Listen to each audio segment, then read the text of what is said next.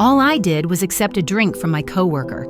That night, I woke to a searing pain tearing through my lower body, with no memory of what had happened. I turned my head and froze. My coworker was lying next to me, asleep. Panicked, I checked myself over. Thank God I hadn't been violated. It was only 3 a.m. I grabbed my heels and prepared to leave, but just as I reached the door, I realized my phone wasn't in my purse. I hurried back to search for it, only to discover something horrifying. My coworker had been murdered. I was terrified. Before I could even catch my breath, footsteps echoed from the hallway. I dove under the bed, just in time. The intruder ransacked the room while I held my hand over my mouth, waiting for them to leave. Only when I heard the door close did I dare to run downstairs to call the police. Before dialing, I made sure to use a tissue to avoid leaving fingerprints. Once the call connected, I didn't say a word. I just fled the scene.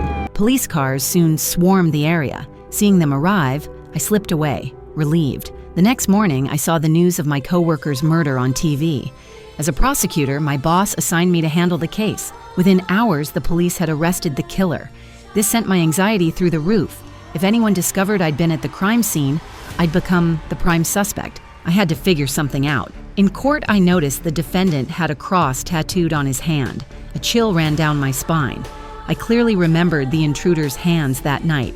They were completely clean, no tattoos. The man in court couldn't be the real killer.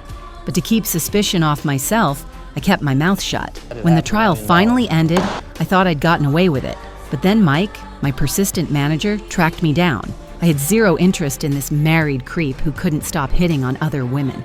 As I was leaving, though, he said something that filled me with dread. He told me the police had found 2 blonde hairs on the victim's pillow.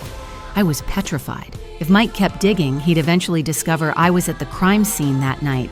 So I drove straight to the victim's house, hoping to find some clue about the real killer.